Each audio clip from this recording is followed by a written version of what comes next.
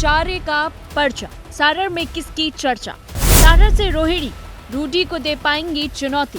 लालू यादव की दूसरी बेटी रोहिणी आचार्य ने भी सारण से अपना नामांकन पत्र दाखिल कर दिया है। इस दौरान पूरा लालू परिवार वहां मौजूद रहा। विपक्ष और बीजेपी द्वारा लगातार सिंगापुर की बहू कहे जाने के बाद रोहिणी आचार्य ने चुनावी हल्फनामे में अपना घर पटना बताया है।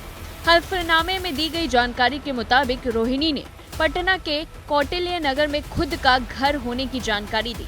हल्फनामे के साथ जो ITR रिटर्निंग ऑफिसर को दी गई है, उसके मुताबिक रोहिणी आचार्य के पति समरेश सिंह भारत के साथ साथ सिंगापुर के निवासी हैं। रोहिणी आचार्य के हल्फनामे में उनका पता 208 कौटिल्य नगर MP MLA कॉलोनी बताया गया है। दिलचस्प बात यह है कि 2020 में पिछले विधानसभा चुनावों के दौरान तेजस्वी यादव और तेज प्रताप यादव द्वारा दायर हल्फनामे में भी इसी पते का उल्लेख है।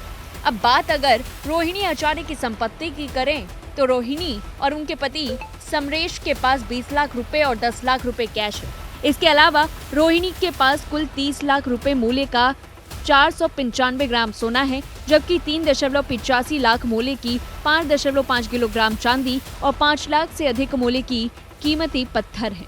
उनके पति समरेश के पास 390 ग्राम सोना है, जिसकी कीमत करीब 23 लाख रुपए, 4 किलो चांदी जिसकी कीमत 2.80 लाख रुपए और कीमती पत्थर है जिसकी कीमत 7 लाख रुपए है। इसके अलावा रोहिणी के पास 8.43 करोड़ रुपए की अचल संपत्ति है, जबकि उनके पति के पास 8.8 करोड़ रुपए की संपत्ति है। रोहिणी की अचल संपत्ति का वर्तमान मूल्य लगभग 12.82 करोड़ रुपए है। उनके पास 2.99 करोड़ की चल संपत्ति भी है। उनकी कुल चल और अचल संपत्ति करीब 15 करोड़ रुपए है।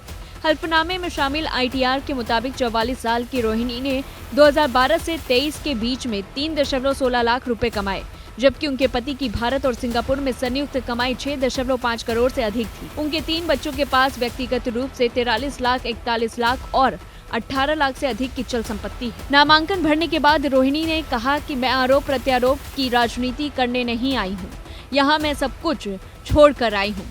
मैं कोई राजनेता नहीं बल्कि आपकी ही बेटी बहन हूँ और मैं आपके सुख दुख में हमेशा मैं साथ खड़े होने को तैयार हूँ। रोहिणी ने आगे कहा कि हमारा लक्ष्य किसी को हराना नहीं बल्कि जनता को जिताना है। 15 अगस्त से सभी को रोजगार देना है। रक्षाबंधन में सभी बहनों के खाते में 1 लाख रुपए भेजना है। मैं कसम खाती हूँ कि मैं हमेशा आपके साथ खड़ी रहूंगी। डबल इंजन की सरकार में लोगों को क्या फायदा पहुँचा है? पिछले 10 वर्षों में बिहार में क्या कोई निवेश आया है? पिछले 10 वर्षों में लोगों के सुविधाओं में कोई बदलाव नहीं आया। इसी के साथ रोहिणी ने कहा कि छपरा में जो भी विकास हुआ वो लालू जी ने और तेजस्वी ने किया।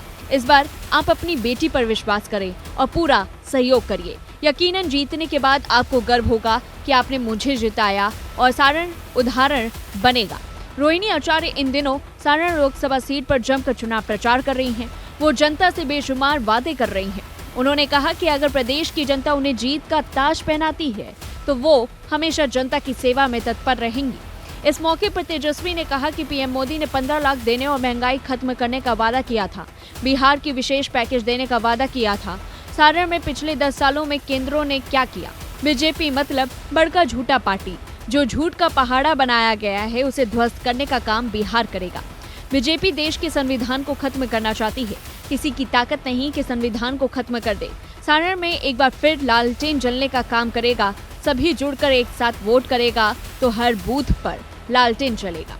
अब ऐसे में देखने वाली बात होगी कि क्या रोहिणी आचार्य बिहार की राजनीति में अपना दमखम जमा पाएंगी या फिर नहीं। इस पूरी रिपोर्ट को लेकर के आपकी क्या कुछ राय है, हमें कमेंट बॉक्स में जरूर बताएं और ऐसी तमाम बड़ी खबरों से जुड़े रहने के लिए देखते रहिए News 1 इंडिया।